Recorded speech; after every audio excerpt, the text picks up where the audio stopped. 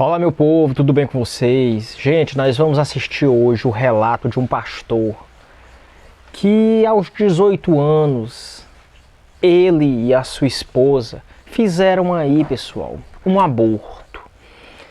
E ele vai contar nesse vídeo, pessoal, as consequências que sua mulher sofreu. E ele também vai fazer um alerta para todas as mulheres que estão pensando em fazer um aborto. É esse vídeo que vamos assistir hoje, claro. Esse vídeo, pessoal, é do Cristão Também Pensa. Se por acaso você quiser assistir esse vídeo aí na íntegra, eu vou deixar o link aqui na descrição.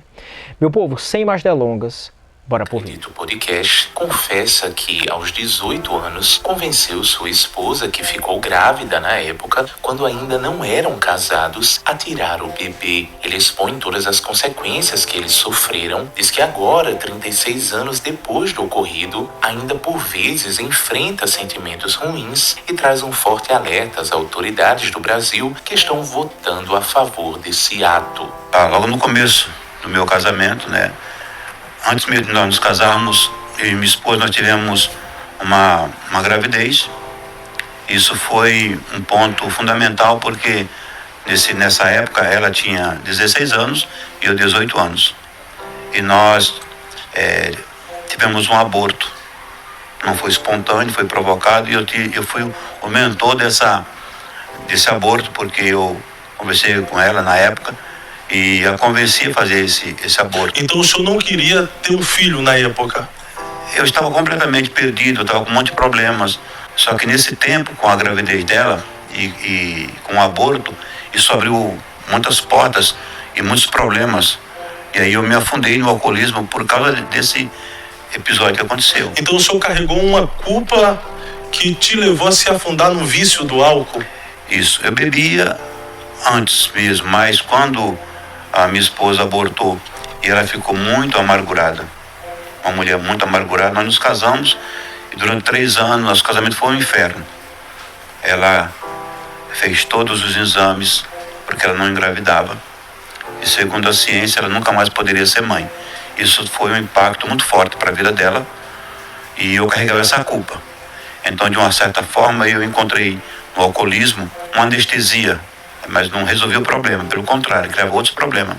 Mas eu me aprofundei e me afundei no alcoolismo durante esses 3 anos, dos 18 aos 21, a minha atual esposa, né? Eu conheci ela muito nova, sou o primeiro namorado dela e nos casamos, e ela foi uma bênção para a minha vida.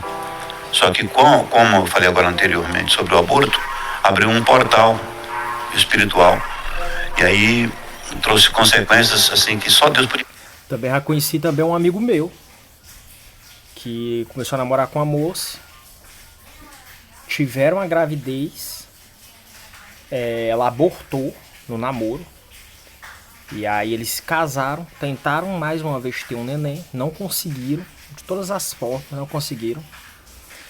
E aí passou um tempo, eles se separaram, essa moça se envolveu com outra pessoa e engravidou dessa outra pessoa. E esse rapaz, colega meu, até hoje é muito caçoado, né? Mas a gente ficou também sem entender, né? Porque eles tiveram um filho no namoro. Abortaram e aí quando casaram, não tentaram e não conseguiram. Passaram um tempo tentando e... né? Estranho, né? Podia reparar isso. Ele reparou, mas pagamos um preço muito alto, né? Por isso eu falo isso assim, não brinque com o aborto. Ele traz dores na alma. 36 anos depois, eu ainda tenho sentimentos com relação a isso. O aborto é sério, só pessoas que têm um pensamento fútil brincam com isso. Mas é uma coisa muito louca, porque eu não tenho uma explicação óbvia para isso. Simplesmente entendi que não era hora e a opção que veio foi, vamos abortar. E ela era muito nova e eu a convenci a isso.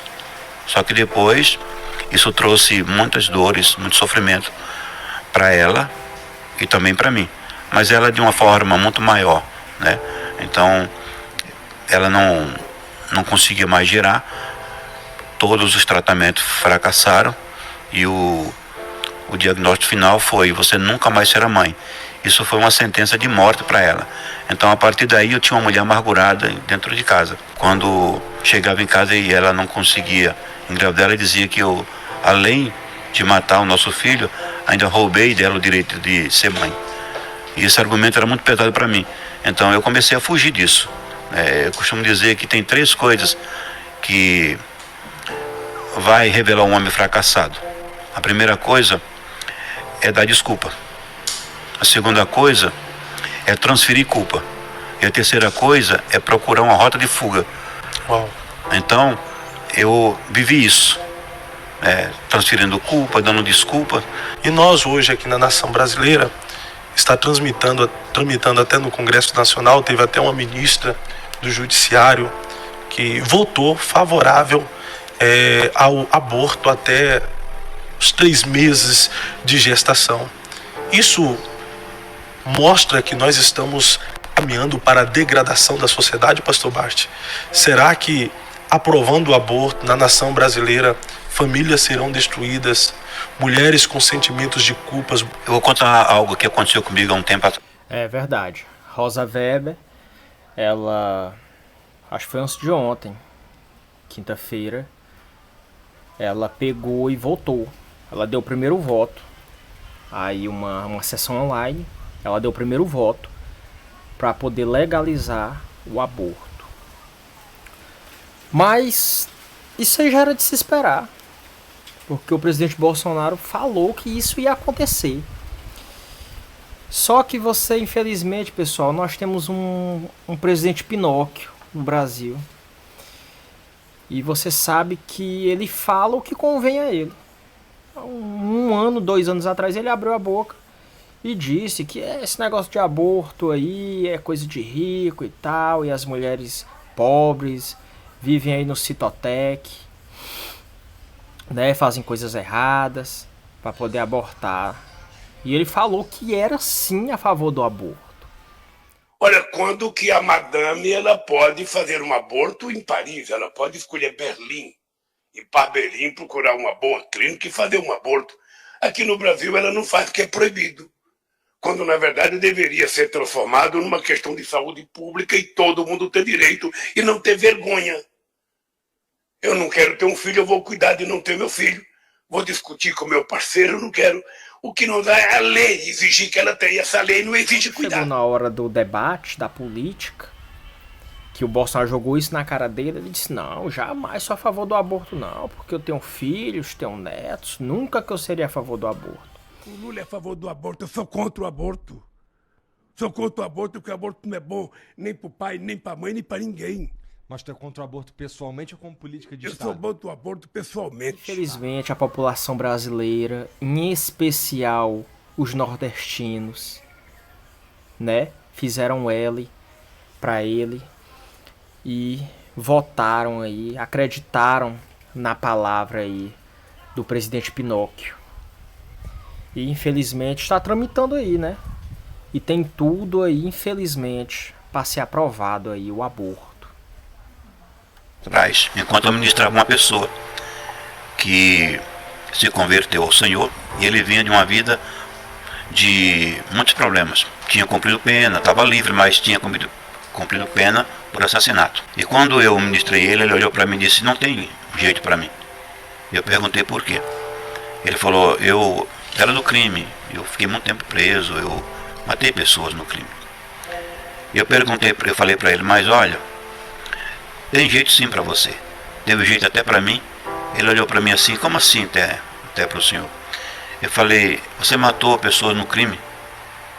Mas eu matei meu próprio filho no útero da minha esposa, quando deveria dar minha vida para proteger. Eu cliquei hediondo. O pai, a mãe que gerou o filho, deveria ter a dignidade, ter a hombridade de assumir a sua responsabilidade. Toda pessoa mal resolvida e todo homem frouxo vai procurar uma rota de fuga, e essa é a mais vergonhosa, assassinar no útero da mãe um ser indefeso que não tem nenhuma culpa de estar ali, enquanto num país onde eu não sou a favor de matar animais, mas quando o animal vale mais do que a vida humana, nós estamos num mundo de vergonha, né?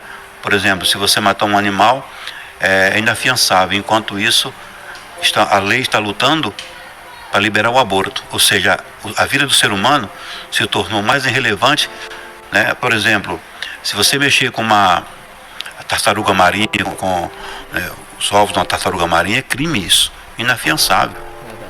E eu não sou a favor que ninguém mexa com ela, ela tem direito. Mas quando o ser humano se torna mais irrelevante do que uma tartaruga, do que qualquer outra espécie de animal, nós estamos em um colapso absoluto, absurdo isso. O que eu aprendo pastoreando muitas vidas, eu percebo que as pessoas que geraram seus filhos, mesmo tendo sido através de um estupro, mas que não abortaram, estão mais saudáveis do que as pessoas que abortaram. Emocionalmente, as mulheres que não permitiram abortar, mesmo porque teve uma gravidez fora de todas as propostas que ela almejava, por ela ter o filho, ela tem menos culpa e tem mais equilíbrio emocional do que as que fizeram aborto. Como um pastor de alma, eu tenho convicção de que estou falando isso. As autoridades deveriam respeitar a vida desde a sua concepção. Porque a gente escuta a frase, meu corpo, minhas regras, mas a criança não tem direito? Não tem corpo? Não tem corpo, né? Vamos tirar o nome de criança para colocar embrião. É o seguinte, no que ele falou aí, assim, pessoal, na minha opinião, né? Na minha humilde opinião, eu sou a favor do aborto assim.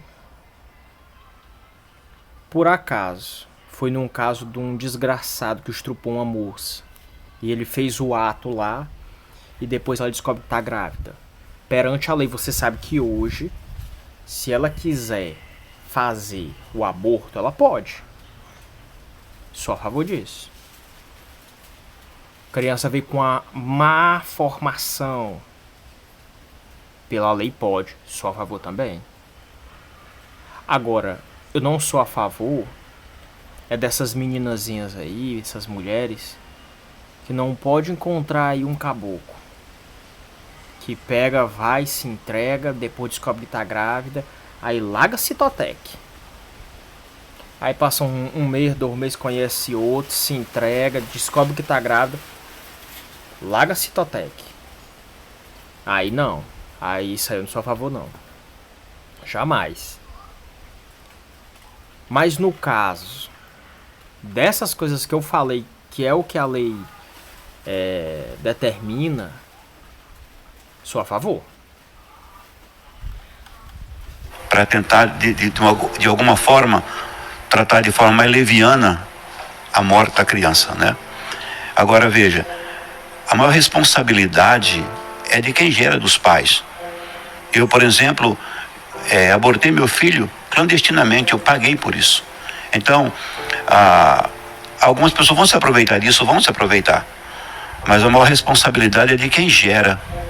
Porque se o pai e a mãe que gerou não tem sentimento... Pessoal, filho é planejamento, né? Filho é planejamento. E eu acredito que a pessoa tem que... Você, o homem, que é a pessoa que é jovem, tem que estudar, tem que trabalhar. E lá no futuro, pensar em uma criança, quando estiver estabilizado, né? Mas infelizmente, na sociedade que a gente vive hoje, quase ninguém pensa, né?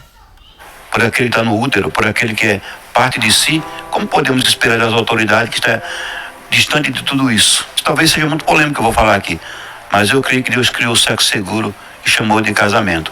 Então tudo que é sem responsabilidade, né, vai gerando mais e mais irresponsabilidade, né? Então a garota de menor... Ainda que seja casado.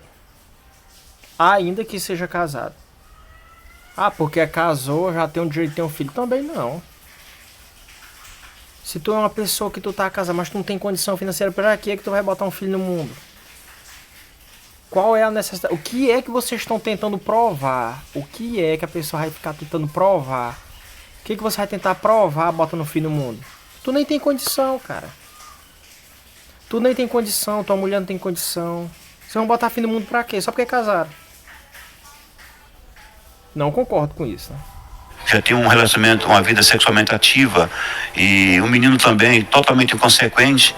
Eu costumo dizer que homens casam e geram filhos, e meninos se relacionam sem responsabilidade. Mas essa geração precisa aprender a valorizar a vida, desde a sua concepção. O link do podcast na íntegra você encontra na descrição do vídeo.